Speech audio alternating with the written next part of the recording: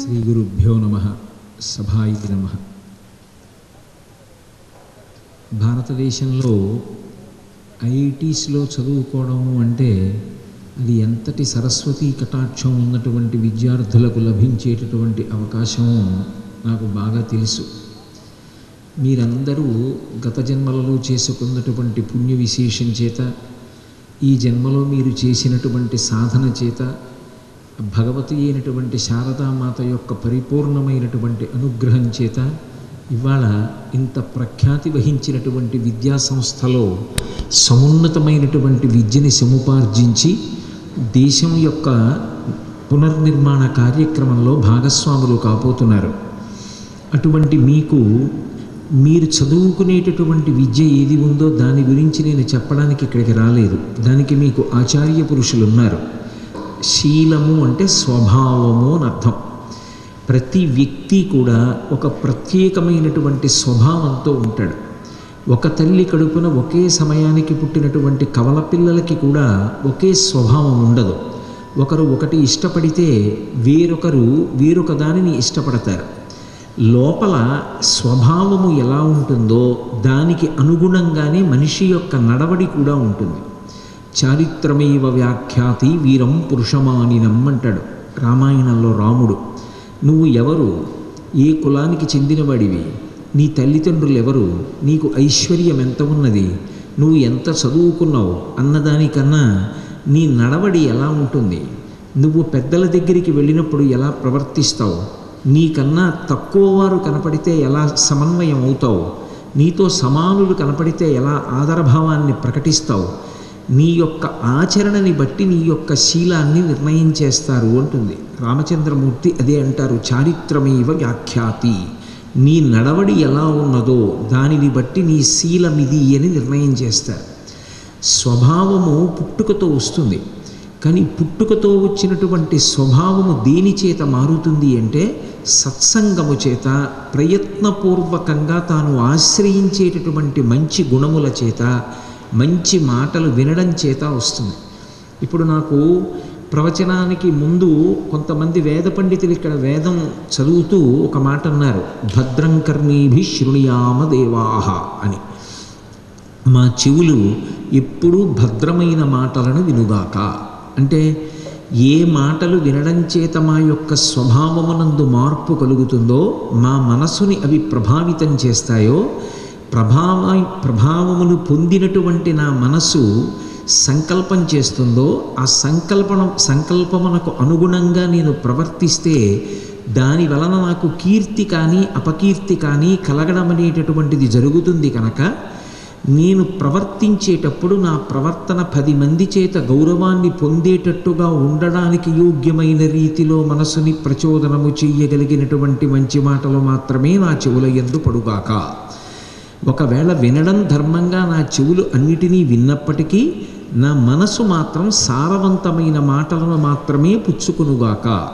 దాని చేత ప్రభావమును పొందినటువంటి మనస్సు సత్సంకల్పములను ఇచ్చి బుద్ధి నిర్ణయం చేసి తదనుగుణమైనటువంటి ప్రవర్తన చేత నేను శోభిల్లెదనుగాక అని మనం దేవతల్ని ప్రార్థన చేస్తాం.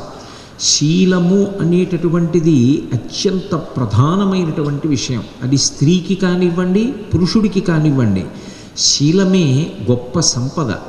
ఎవరు శీలవంతుడో ఆయన శరీరం వెళ్ళిపోయినప్పటికీ కూడా ఆయన యొక్క నడవడిని ఆదర్శంగా యుగాల తర్వాత కూడా చెప్పుకుంటారు.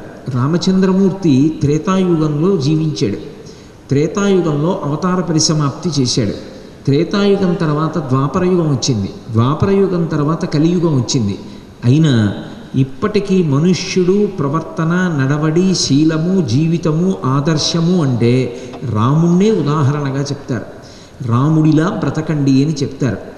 ఎవరి యందు శీల వైభవం ఉంటుందో అటువంటి వాడు దార్శనికుడై ఎన్ని తరాలు మారిపోయినప్పటికీ, యుగాలు మారిపోయినప్పటికీ, కాలము వెళ్ళిపోతున్నప్పటికీ ఆదర్శవంతమైనటువంటి వ్యక్తిగా కొన్ని కోట్ల మందిని ప్రభావితం చేస్తూనే ఉంటాడు.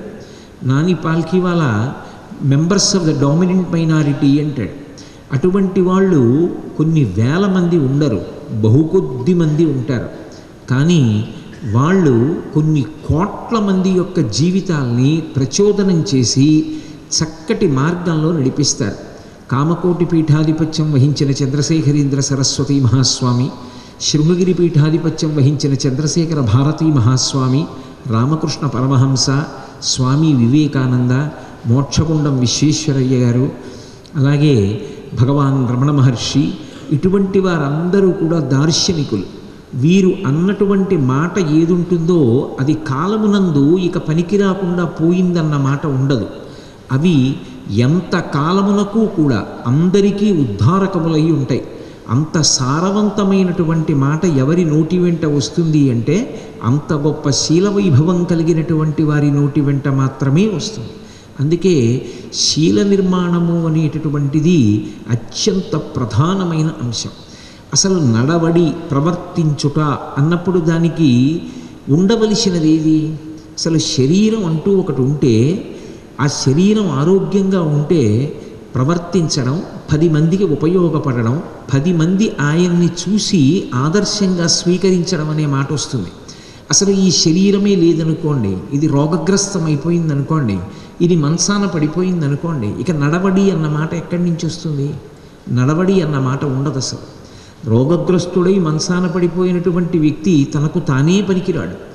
ఆయనకే వేరొకరు సేవ చేయాలి. ఇక ఆయన ఎవరికి ఉపయోగపడగలడు? ఎవరికి ఆయన దార్శనికుడుగా నిలబడగలడు? భగవంతుడు మనకిచ్చినటువంటి పరమాద్భుతమైనటువంటి సాధనం ఈ శరీరం. ఈ శరీరం ధర్మార్థ కామమోక్షములకు హేతు. దీనితో ఎన్నో విషయాలు చక్కపెట్టవచ్చు. దీనిలోంచి వచ్చినటువంటి మాట కొన్ని కోట్ల మంది అజ్ఞానాన్ని పోగొడుతుంది. ఇది ప్రవర్తించేటటువంటి విధానం కొన్ని కోట్ల మందికి ఆదర్శప్రాయమవుతుంది. అటువంటి శరీరాన్ని పరమేశ్వరుడు ఇచ్చినప్పుడు దాన్ని నిలబెట్టి పోషించుకొని రక్షించుకోవడం శీల నిర్మాణంలో మొట్టమొదట ఉండవలసినటువంటి లక్షణం. ఇది దేని చేత పోషింపబడుతుంది? వేదాంతంలో ఈ శరీరానికి అన్నవికారము అని పేరు. మనం తినేటటువంటి పదార్థం ఏదుంటుందో దానికి అన్నము అని పేరు. కానీ వేదాంతంలో కేవలం మనం తినేది మాత్రమే అన్నం కాదు. అన్నము అన్న మాటకి 2 అర్థాలు ఉన్నాయి. మన చేత తినబడునది మనని తినునది అని 2 అర్థాలు. అది మనని తినేస్తుంది, మనం దాన్ని తింటాం. కొంతకాలం అన్నం తిని నా శరీరం పెరుగుతుంది. కొంతకాలం అయిన తర్వాత ఏ అన్నం నేను తింటానో అదే నన్ను తింటుంది. ఎందుచేత అంటే ఏది కూడా అధికంగా పుచ్చుకోవడానికి వీల్లేదు. ఈ శరీరమును పోషించడానికి ఆహారాన్ని తీసుకోవాలి తప్ప జిహ్వేంద్రియానికి లొంగి ఆహారాన్ని ఎప్పుడూ తీసుకోకూడదు. నాలుకకి కడుపుకి పరస్పర విరోధం. కడుపుకి కంటికి దగ్గరి సంబంధం. కడుపు నిండిపోయిందనుకోండి, కనురెప్ప పడిపోతుంది. నాలుక రుచి కోసమని పదార్థాన్ని తీసుకురమ్మని అడుగుతుంది. ఒక మధుమేహ వ్యాధిగ్రస్తుడు ఉన్నాడనుకోండి, ఆయన తీపి పదార్థం తినకూడదు. కానీ నాలుకంటుంది, నువ్వు తీపి పదార్థం తిను తిను అని ప్రోత్సహిస్తుంది. రుచిని ఎంతసేపు అనుభవిస్తుంది? ఒక్క క్షణకాలం అనుభవిస్తుంది. కానీ కడుపులోకి ఒకసారి పదార్థం వెళ్ళిపోయిందనుకోండి, ఏది తినకూడదో అది తిన్ననాడు అదే విషంగా మారిపోతుంది. తినకూడనటువంటి మధుర పదార్థాన్ని ఎక్కువ పుచ్చుకున్నాడు అనుకోండి మధుమేహ వ్యాధిగ్రస్తుడు, దాని వలననే ఆయనకి అంధత్వం రావచ్చు, గుండెపోటు రావచ్చు, అత్యంత ప్రధానమైనటువంటి శరీరానికి సంబంధించిన అవయవములు దెబ్బతినవచ్చు. ఇప్పుడు ఆ అన్నం శరీర పోషణకి పనికి రాలేదు, శరీరం పాడవడానికి పనికొస్తుంది. అందుకే అసలు మొట్టమొదట ఉండవలసిన లక్షణం ఏది అంటే, ఎటువంటి ఆహారాన్ని తీసుకోవాలో అటువంటి ఆహారాన్ని మాత్రమే తీసుకోవాలి తప్ప శరీర పోషణకు పనికిరానటువంటి ఆహారాన్ని, శరీరాన్ని పాడు చేసేటటువంటి ఆహారాన్ని ఎప్పుడూ తీసుకోకూడదు.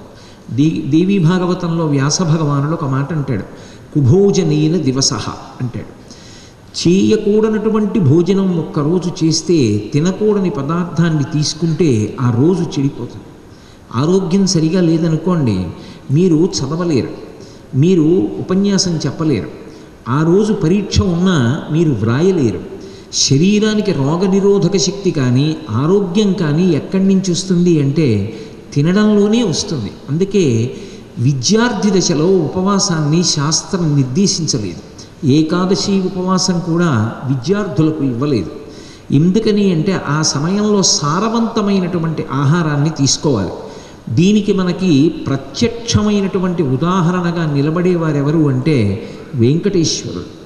మనం తెల్లవారి లేస్తే ఏడుకొండల మీద ఉన్నటువంటి వెంకటేశ్వర స్వామి వారి దర్శనానికి వెడతాం. వెంకటేశ్వర స్వామి వారికి ఒక రోజు కార్యక్రమ ప్రారంభంలో నివేదన చేసేటటువంటి మొట్టమొదటి నైవేద్య పదార్థం ఏమిటో తెలుసా మీకు?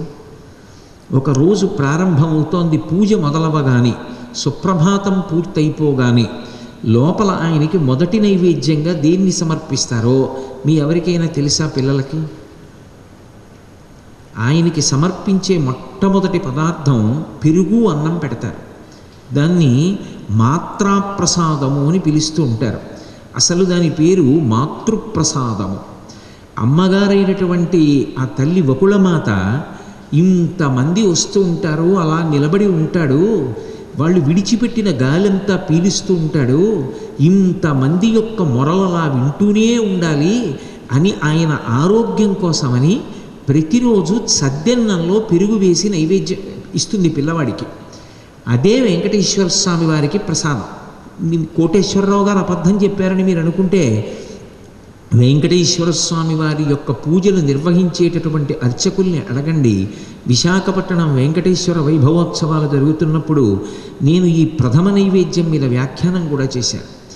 అంటే వెంకటేశ్వర స్వామి ఆదర్శంగా మనకి చెప్తున్నాడు, ఒక పిల్లవాడి జీవితంలో ఒక రోజు దేనితో ప్రారంభం అవ్వాలి అంటే అమ్మ చేతి అన్నంతో ప్రారంభం కావాలి.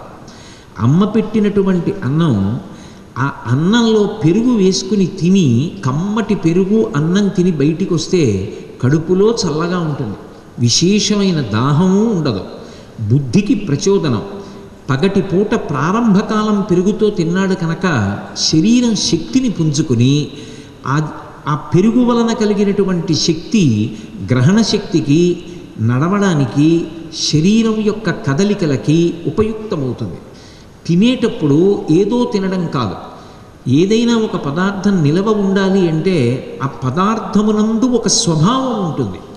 ఏదో నేను అన్నాన్ని తీసుకొచ్చి అక్కడ పెట్టాను అనుకోండి, ఎంత శౌచంతో దాన్ని పచనం చేసినప్పటికీ ఆ అన్నం రేపు ఉదయం అయ్యేటప్పటికీ దుర్గంధభూయిష్టం అయిపోతుంది, అది చెడు వాసన వస్తుంది. అదే అన్నాన్ని మీరు తీసుకెళ్ళి నిలవ చేస్తే పాడైపోకుండా ఉండేటట్టుగా బలవంతంగా ఉంచే ప్రయత్నం చేశారనుకోండి, అప్పుడు దానికి ఒక కృత్రిమమైన వాతావరణం కల్పించాలి, లేదా కొన్ని రసాయనములు చేర్చాలి, చేర్చేది నిలవ ఉండేటట్టు చెయ్యాలి. అలా మనకి సంప్రదాయంలో ప్రమాదరహితంగా నిలవ చేసేవారు. ఒకప్పుడు ఆరోగ్యం భాస్కరాది చేత్తని, సూర్యుడి వలన ఆరోగ్యం నిలబడుతుంది కనుక మామిడికాయ ముక్కలు చేసి సూర్యభగవానుడి యొక్క కిరణముల యందు తప్తం చేసి ఉరుగులు అని దాచి మళ్ళీ పచ్చడి పప్పు చేస్తూ ఉండేవారు. ఇప్పటికీ గుమ్మడొడియాలు, పొట్టొడియాలు అని అప్పడాలు, ఇవి సూర్యకిరణముల చేత మాత్రమే వేడికి సిద్ధమయ్యేటట్టుగా చేస్తారు. అవి చాలా కాలం నిలవ ఉంటాయి. అవి సూర్యకిరణముల చేత ఏవి నిలవ ఉండేటటువంటి స్వభావాన్ని పొందుతాయో అవి ఆరోగ్యములకు భంగకరములు కావు. కృత్రిమంగా రసాయనములను చేర్చి ఏవి చాలా కాలం నిలవ చేసేటటువంటి పదార్థములు ఉంటాయో ఆ పదార్థములు అప్పటికి నాలుక మీద రుచికి బాగుంటాయేమో కానీ భగవంతుడు పెట్టినటువంటి అత్యద్భుతమైనటువంటి జీర్ణకోశానికి ఆ జీర్ణ వ్యవస్థని పాడు చేసేస్తాయి. ఒక్కసారి ఆ వ్యవస్థ పాడైపోయిందనుకోండి, ఒకసారి తిన్నది జీర్ణం అవ్వకపోయినా, ఒక్కసారి ఏ పదార్థాన్ని పుచ్చుకున్నా సరే లోపల నుంచి త్రేణుపులు రావడం, మంట పెట్టడం మొదలైనవి ప్రారంభమైతే అతను ఎంత తెలివైన వాడు కానివ్వండి, అతను కార్యక్రమాన్ని నెరవేర్చలేడు. శరీరం అనేటటువంటి వ్యాయామాన్ని ఇస్తే సంధిబంధములన్నీ కూడా బలాన్ని పుంజుకుంటాయి. ఒక కంప్యూటర్ ఆపరేట్ చేసేటటువంటి వ్యక్తి ఏ వ్యాయామం లేకుండా మౌస్ పట్టుకొని ఒకే రకంగా కదలికలతో ఉంటే, ఇవాళ సెర్వికల్ స్పాండలైటిస్ అనేటటువంటిది చాలా ఎక్కువగా ఉంది అని వైద్య రంగంలో తెల్లవారు లేస్తే పేపర్లలో జర్నల్స్లో చదువుతున్నాం. కంప్యూటర్స్ ఆపరేట్ చేసేవాళ్ళు తప్పకుండా ప్రతి అరగంటకి లేచి ఒక్కసారి అటు ఇటు తిరగండి అని చెప్తున్నారు. శరీరానికి వ్యాయామం ఇచ్చి తీరాలి. మహాత్మా గాంధీ అంతటి వారు, నేను చిన్నతనంలో శరీర వ్యాయామాన్ని నిర్లక్ష్యం చేసినటువంటి కారణం చేత, చిన్నతనంలో ఆటలు ఆడనటువంటి కారణం చేత ఏది కోల్పోయానో తెలుసుకుని తర్వాతి కాలంలో ఎంతో బాధపడ్డాను అని తన జీవిత చరిత్రలో వ్రాసుకున్నారు. మొన్నటికి మొన్న గురు పూజోత్సవం నాడు విద్యార్థులను ఉద్దేశించి ప్రసంగించినటువంటి భారత ప్రధాని నరేంద్ర మోడీ ఒక మాట అన్నారు. ఆయన ప్రతిరోజు కూడా 24 గంటల్లో 10 నిమిషాలైనా శరీరానికి చెమట పట్టేటట్టుగా వ్యాయామం చేయడం మరిచిపోకండి అని చెప్పారు. ఆరోగ్యవంతమైనటువంటి శరీరము తప్పితే అసలు సమాజమునకు కానీ, తనకి కానీ, తన కుటుంబమునకు కానీ ఉపయుక్తము కాదు. తనకి జిహ్వచాపల్యాన్ని అణుచుకుని శరీర పోషణకి ఎంత అవసరమో అటువంటి సాత్వికమైన పదార్థం తీసుకున్నవాడు ఎవరుంటాడో వాడి ఆరోగ్యం నిలబడుతుంది. ఆరోగ్యం ఎవరి యందు నిలబడుతుందో వాడు మిగిలినటువంటి కార్యక్రమాలు నెరవేర్చగలుగుతాడు. ఎంత పెద్ద ఆశయం ఉంటే ఎవరికి కావాలి, ఎంత తెలివితేటలు ఉంటే ఎవరికి కావాలి. శరీరానికి ఆరోగ్యం లేదనుకోండి, పుస్తకం తీస్తే తలపోటు వస్తుంది అనుకోండి, ఎంత గ్రహణ శక్తి ఉన్నవాడైతే మాత్రం ఉపయోగపడతాడు. ఎంత తెలివితేటలు ఉన్నవాడైనా ఒక గంట సేపు నిలబడలేకపోతే, ఒక 2 గంటలు కూర్చోలేకపోతే ఆ వ్యక్తి దేనికి పనికొస్తాడు? శరీరాన్ని ఏ కార్యక్రమంలో ఉంచుకోవడానికైనా సిద్ధంగా ఉండేటట్టుగా వ్యాయామం చెయ్యడం అనేటటువంటిది ప్రతి విద్యార్థి శీల నిర్మాణంలో ప్రధానమైనటువంటి కర్తవ్యంగా స్వీకరించి తీరాలి. అది క్రీడాపరంగా అనుకోండి మరింత శ్రేయోదాయకం. దానివలన ఆనందధాతువు విడుదలవుతుంది, ఎంతో సంతోషాన్ని పొందుతాడు, మనసు ఉప్పొంగుతుంది, 10 మందితో కలిసి ఆడడం అలవాటు అవుతుంది. 10 మందితో కలిసి సమన్వయం అవ్వడం అన్ని వేళలా గెలవడానికే కావక్కర్లేదు. 10 మందితో కలిసి ఆడడం, 10 మందితో కలిసి జీవించడం, 10 మందితో కలిసి పంచుకోవడం అలవాటు అవుతాయి. టీమ్ స్పిరిట్ అంటుంటారు. దీనికి క్రీడలు అనేటటువంటివి అత్యంత ప్రధానమైనటువంటి విశేషం. కాబట్టి మీకు చక్కటి ప్రాంగణం ఉంది, అన్ని జింకలు ఉన్నాయి, చక్కగా అంత పెద్ద పెద్ద చెట్లు ఉన్నాయి, ఔషధులతో కూడినటువంటి వనాలు ఉన్నాయి. ప్రతిరోజు పిల్లలు అక్కడ ఆడుకోవడం, అక్కడ నడవడం, పరిగెత్తడం, ఇటువంటి శారీరకమైనటువంటి వ్యాయామం చెయ్యడం చేత అసలు శీల నిర్మాణము అనేటటువంటి ప్రజ్ఞకి సంబంధించినటువంటి ఉపకరణాన్ని మొట్టమొదట సిద్ధంగా ఉంచుకోగలుగుతారు. అది ఉంచుకున్న తర్వాత ఆరోగ్యవంతమైనటువంటి శరీరములోంచి ఆరోగ్యవంతమైనటువంటి భావన వస్తాయి. శరీరం ఒక్కటే ఆరోగ్యంగా ఉందనుకోండి, దృఢకాయుడై ఉన్నాడు, కానీ మనసు మాత్రం దుష్టమైనటువంటి స్వభావంతో ఉంది. ఇప్పుడు దాని వలన ఏమిటి ఉపయోగం? పాము పడగ మీద వజ్రం ఉంది, ఎవరు తీసుకుంటారు దాన్ని ఎవరు చూడరు, దాని దగ్గరికి కూడా వెళ్ళరు. సౌందర్యము అన్న మాటకు అర్థం బాహ్యంలో అందంగా ఉండడం కాదు, 10 మందికి ఉపకారం చేసి ఆదర్శవంతంగా నిలబడగలిగినటువంటి లక్షణము కలిగిన మనస్సు కలిగి ఉండడం. ఒక పెద్ద నాగుపాము ఉందనుకోండి, సాయంకాలం వేళ అది అలా వెళ్ళిపోతూ పడగ విప్పి ఆడుతోందనుకోండి, అస్తమిస్తున్న సూర్యబింబం నుంచి దాని కిరణములు బయలుదేరి పడగ మీద పడితే చూడడానికి హృద్యంగా ఉంటుంది. కానీ మీరు దగ్గరికి వెళ్ళి ఆ నాగుపాము యొక్క పడగని చూడగలరా, ముట్టుకోగలరా? అది మిమ్మల్ని చూస్తుందేమోనని ఎక్కడో చాటును నిలబడాలి. ఒక సింహం నడిచి వెళుతోందనుకోండి, చాలా అందంగా ఉంటుంది, కానీ సింహం ఎంత బాగా నడుస్తోందో అని మీరు దగ్గరికి వెళ్ళగలరా? అది సౌందర్యము కాదు. పైన అందంగా ఉన్నప్పటికీ కూడా ఏది భయహేతువో దాన్ని సౌందర్యం అనరు. ఏది పైకి అందంగా లేకపోయినా మీకు మాత్రం శ్రేయోదాయకమో దానిని సౌందర్యమని పిలుస్తారు. అందుకే సౌందర్యము అన్న మాటకి పర్యాయ పదం ఎవరంటే అమ్మ. అమ్మ ఎంత కాలం అయిపోనివ్వండి, బిడ్డని కన్న దగ్గర నుంచి తన శరీరం విడిచిపెట్టేసే వరకు బిడ్డ యొక్క శ్రేయస్సు కోరుతుంది తప్ప తన స్వార్థంతో నాకు ఇది కావాలని అమ్మ ఏనాడూ కోరుకోదు. అటువంటి అమ్మ సౌందర్యానికి పర్యాయపదం. అందుకే శంకరాచార్యుల వారు శివానందలహరి అన్నారు, కానీ జననీ ఆనందలహరి అనో అంబానందలహరి అనో అనలేదు, సౌందర్యలహరి అన్నారు. అమ్మ అంటే సౌందర్యము, అమ్మ అంటే ఆశీర్వచనము, అమ్మ అంటే శ్రేయస్సు, అమ్మ అంటే క్షేమం, అమ్మ అంటే ఆప్యాయత, అమ్మ అన్న మాట గొప్ప ఓదార్పు. అటువంటి అమ్మ ఎటువంటి సౌందర్యమో, అంత మంచి మనస్సు ఉన్నవాడు ఎవరుంటాడో ఆయన బాహ్యంలో శరీరం ఎలా ఉంటుంది అన్నదానితో సంబంధం ఉండదు. మనసు మంచిది కావాలి. మనసు మంచిది కావాలి అంటే అది బాహ్యంలో చేసేటటువంటి వ్యాయామము చేత శరీరం ఎలా తయారవుతుందో, మంచి శీల నిర్మాణమునకు అవసరమైనటువంటి మంచి మనసు దేని చేత తయారవుతుంది అంటే మీరు దానికి ఆశ్రయంగా ఏమి ఇచ్చారన్న దాన్ని బట్టి తయారవుతుంది. మీరు ఎటువంటి పుస్తకాలు చదువుతూ ఉంటారు, మీరు ఎటువంటి స్నేహితులతో కలిసి తిరుగుతూ ఉంటారు, మీరు ఏ విషయాల్ని చూస్తూ ఉంటారు, మీరు ఏ విషయాల్ని వింటూ ఉంటారు, మీరు ఏ విషయాన్ని తెలుసుకునే ప్రయత్నం చేస్తూ ఉంటారు, దీన్ని బట్టి మీ యొక్క మనసులో సంకల్పములు తయారవడం అనేటటువంటిది ప్రారంభమవుతుంది. ఒక మంచి సంకల్పం కలగడం అంత తేలికైన విషయం కాదు. అసలు ఒక మంచి సంకల్పం ఎవరి యందైనా కలిగింది అంటే అది ఒక నవశకానికి నాంది. ఎక్కడో ఎవరి యందో ఒక ఆలోచన వస్తుంది.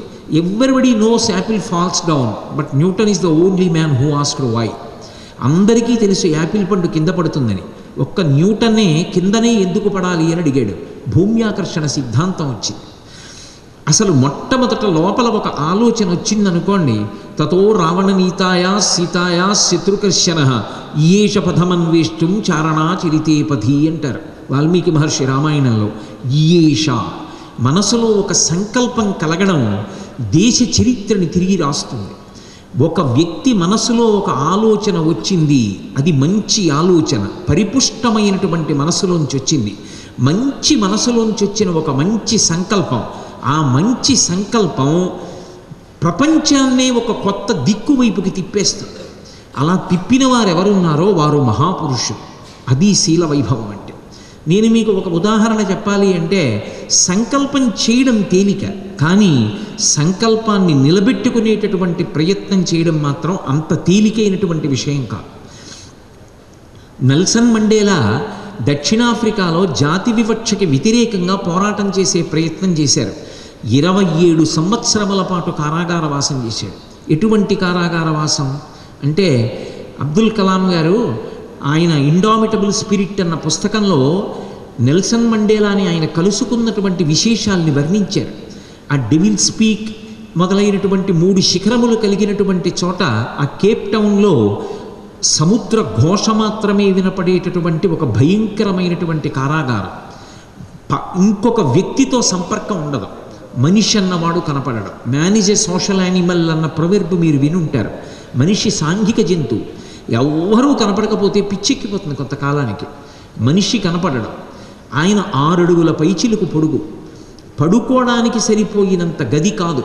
భారత రాష్ట్రపతి పదవిని అధిష్ఠించి దేశానికే వన్నె తెచ్చినటువంటి అబ్దుల్ కలాం గారు కారాగారంలో ఎక్కడ నెల్సన్ మండేలా ఉన్నారో ఆ గదిని చూసి విస్తుపోయానని రాశారు. అంత ఇరుకైన గదిలో 27 సంవత్సరములు ఉన్నాడు. జాతి వివక్షకి వ్యతిరేకంగా పోరాటం చేసి 27 సంవత్సరములు ఉండి తనని కారాగారంలో పెట్టినటువంటి శ్వేతజాతీయులు ఇచ్చినటువంటి చిన్న చిన్న తెల్ల కాగితాల మీద పెన్ను పట్టుకొని పెద్ద పెద్ద అక్షరాలతో వ్రాస్తే ఇంకొక కాగితం ఇవ్వరని చిన్ని చిన్ని అక్షరాలతో a long walk to freedom అన్న పుస్తకాన్ని రచన చేస్తుంటే ఆయనకి దృష్టి బాగా ఉంది కాబట్టి వ్రాయగలుగుతున్నాడని అకస్మాత్తుగా విపరీతమైనటువంటి ఎండ కాస్తున్న చోటుకి తీసుకెళ్లి రాళ్ళు కొట్టిస్తే ఆ సూర్యకిరణములు కళ్ళల్లో పడిన కారణం చేత ఆయనకి దృష్టి మందగించిపోయింది. 27 సంవత్సరముల అవిశ్రాంత పోరాటం చేశాడు. అంత అవిశ్రాంత పోరాటం చేస్తే ఆయన దక్షిణాఫ్రికాకి స్వాతంత్రం తీసుకురాగలిగాడు, దక్షిణాఫ్రికాకి అధ్యక్షుడు కాగలిగాడు. బయటికి రాగానే తనని ఇంత ఇబ్బంది పెట్టినటువంటి వారిని సాదరంగా కౌగిలించుకుని అధికార పీఠాల మీద తన పక్కన కూర్చోపెట్టుకున్నాడు. ఒక మనిషి సంకల్పానికి నిలబడగలగడం అనేటటువంటి మాట అంత కష్టంగా ఉంటుంది. 1920వ సంవత్సరంలో సహాయ నిరాకరణోద్యమం వల్ల భారతదేశానికి స్వాతంత్రము సంభవించేటటువంటి స్థితి ఉన్నప్పటికీ కూడా తన సిద్ధాంతానికి వ్యతిరేకంగా చౌరీ చౌరా అన్న ప్రదేశంలో పోలీసుల్ని సజీవ దహనం చేసేశారు ఉద్యమకారులు అన్న వార్త తెలుసుకున్నటువంటి గాంధీ గారు స్వాతంత్ర్యం రావడం ఆలస్యమైనా పర్వాలేదు కానీ నా సిద్ధాంతం వమ్మైపోవడానికి వీలు లేదని వెంటనే ఉద్యమాన్ని విరమణ చేసేశారు. ఒక మనిషి సంకల్పాన్ని ఎలా చేశాడో అలా సంకల్పానికి నిలబడగలిగినటువంటి ప్రజ్ఞ లోపల ఉండడం అంత తేలికైనటువంటి విషయం కాదు. దానికి ఆటు పోటు రెండు ఉంటాయి. ఒక్కొక్కసారి పైకి ఎంతో అందంగా కనపడి ఆ లక్ష్యం వైపుకి చేరకుండా చేసేటటువంటి కారణాలు ఉంటాయి. పిల్లలందరూ చదువుకోవాలని ఉంటారు, అందరూ పిల్లలకి చదువుకోవాలని ఉంటుంది తప్ప మనం చదువుకోకుండా పాడైపోవాలని ఏ పిల్లవాడు అనుకోడు. కానీ కొంతమంది పిల్లల యొక్క మనసు యందు కొన్ని బలహీనతలు ఉంటాయి. ఇవాళ ఈ ఒక్క 10 ఓవర్లు చూసేసి వెళ్ళిపోదాం అనుకుంటాడు. ఏదో తనకిష్టమైనటువంటి బ్యాట్స్మెన్ ఉంటాడు, ఆయన ఉన్నంతసేపు చూద్దాం అనుకుంటాడు. ఆయన ఒక 40 ఓవర్లు ఆడతాడు, ఆయన 50 ఓవర్స్ మ్యాచ్ని అలాగే చూస్తూ ఉంటాడు. తెల్లవారితే పరీక్ష ఆయనని మోహకారకం, ఆయనని ఆకర్షించేసింది. ఆ క్రికెట్ మ్యాచ్ చూస్తూ ఉండిపోయాడు. రాత్రి నిద్రపోతున్నా అంతసేపు క్రికెట్ మ్యాచ్ చూసి వెంటనే పుస్తకం తీశారనుకోండి, మనసు వెంటనే పుస్తకం దగ్గరికి రాదు, ఇంకా దాన్ని స్మరిస్తూ ఉంటుంది. అక్కడ విడిచిపెట్టి ఇక్కడికి వచ్చి మీరు కంటితో చూస్తున్నది లోపలికి పుచ్చుకోవడానికి సమయం తీసుకుంటుంది. ఈలోగా కళ్ళు బడలిపోయి శరీరం బడలిపోయింది, నిద్ర వస్తుంది. మరునాడు పరీక్ష. తనతో చదువుకుంటున్నటువంటి పక్క పిల్లవాడికి వచ్చినటువంటి స్థితి మార్కులు ఇతనికి రావు. ఇతను తప్పు చేసినవాడు కాడు, ఇతను సమర్థత లేనివాడు కాదు. కానీ ఏ సమయంలో దేనివైపు ఆకర్షింపబడకూడదో దాని వైపు ఆకర్షింపబడ్డాడు, నిగ్రహించుకోలేకపోయాడు. నిగ్రహంతో దేని వైపుకు వెళ్ళకూడదో దాని వైపుకు వెళ్లకుండా ఆగగలిగితే తప్ప లక్ష్యమును చేరలేడు. శీలమునందు అత్యంత ప్రధానమేది. ముందుకు వెళ్ళిపోవడమే కాదు, దేని వైపుకు వెళ్ళకూడదో దాని వైపుకు వెళ్లకుండా ఆగడం కూడా అంతే అవసరం. అందుకే శీల వైభవాన్ని ఎప్పుడూ ఒక కారుతో పోలిస్తారు. ఒక కారుకి యాక్సిలరేటర్ ఉంటుంది, అది నొక్కితే వేగంగా వెడుతుంది. ఒక్క యాక్సిలరేటర్ ఉంటే కారు కాదు, దానికి బ్రేక్ కూడా ఉంటేనే కారు. వేగంగా వెళ్ళిపోవడం ఒక్కటే కాదు కారుకు కావలసింది. ఐఐటి చెన్నై క్యాంపస్లో కారు వెళ్ళిపోతుంటే ఒక జింక అడ్డొచ్చింది అనుకోండి, ఈ కారు వెళ్ళడానికే ఉపయోగపడుతుంది కానీ ఆగడానికి ఉపయోగపడదన్న కారు ఆ కారులో ఉన్నవాడిని లక్ష్యానికి ఎలా చేరుస్తుంది? అది ఆగాలంటే ఏ చెట్టునో కొట్టాలి, ఏ కిందో పడాలి. అంటే లోపల ఉన్నవాడు ఎలా చేరుతాడు లక్ష్యాన్ని? కావలసిన చోట ఆగడం కూడా అవసరం. ఎక్కడ ఆగాలో అక్కడ ఆగాలి, ఎక్కడ దూసుకుపోవాలో అక్కడ దూసుకుపోవాలి. వేగంగానూ వెళ్ళాలి, ఆగవలసిన చోట ఆగాలి. ఈ రెండు చేతకాని వాడు జీవితంలో లక్ష్యాన్ని చేరలేడు. శీల వైభవమునందు అత్యంత ప్రధానమైనది ఇది.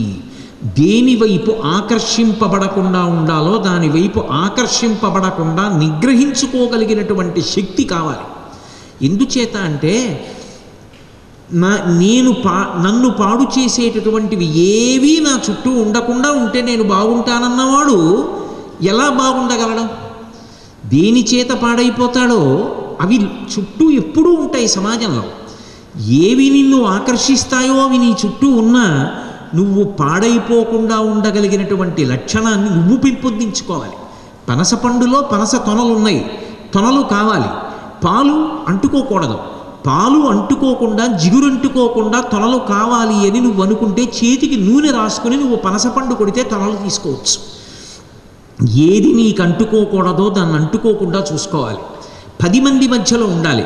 జిగురంటుకోకుండా తొనలు తీసుకోవాలని కోరుకున్నవాడు ఎప్పటికీ పనసపండులోంచి తొనలు తీయలేడు. చేతికి నూనె రాసుకొని తొనలు తీస్తానన్నవాడు జిగురంటుకోకుండా తొనలు తీయగలడు, తాను తినగలడు, 10 మందికి పెట్టగలడు. నువ్వు ఎన్నిటి మధ్యలో ఉన్నా ఏవి నిన్ను ఆకర్షించి పాడు చేస్తాయో వాటి వైపు నువ్వు ఆకర్షణ పొందకుండా నిన్ను నువ్వు నియంత్రించుకోగలిగినటువంటి లక్షణం నీకు రావాలి. దేనివైపు నువ్వు ఆకర్షింపబడాలో, దేనివైపు నువ్వు ముందుకు వెళ్ళిపోవాలో అటువైపు వెళ్ళిపోగలిగినటువంటి వేగము కూడా నీ మనసుకి కలగాలి. ఈ రెండిటిని సంస్కార రూపంగా ప్రయత్నపూర్వకంగా అందించాలి. శరీరానికి వ్యాయామం చేసినప్పుడు కేవలం వ్యాయామం చేసి విడిచిపెడితే శోషించి పడిపోతుంది. వెంటనే మళ్ళీ శరీరం బలాన్ని పొందడానికి కావలసిన ఆహారాన్ని ఇవ్వాలి. వ్యాయామం చేసి వచ్చిన వ్యక్తి ఒక గ్లాసుడు పాలు తాగుతాడు, ఎందుకనంటే బడలిపోయిన శరీరానికి మళ్ళీ ఆహారం ఇవ్వాలి. అలాగే మనసుకి కూడా అధ్యవసాయం కోసం దేని వైపుకి వెళ్ళకూడదో అటువైపుకి వెళ్లకుండా ఉంచగలిగిన నిగ్రహ శక్తిని ప్రసాదించగలిగినటువంటి వాటిని ఇవ్వాలి. దేని వైపుకి నువ్వు వెళ్ళిపోవాలో అటువైపుకి వెళ్ళిపోవడానికి కావలసినటువంటి లక్ష్యాన్ని అందించే వాటిని అందించాలి.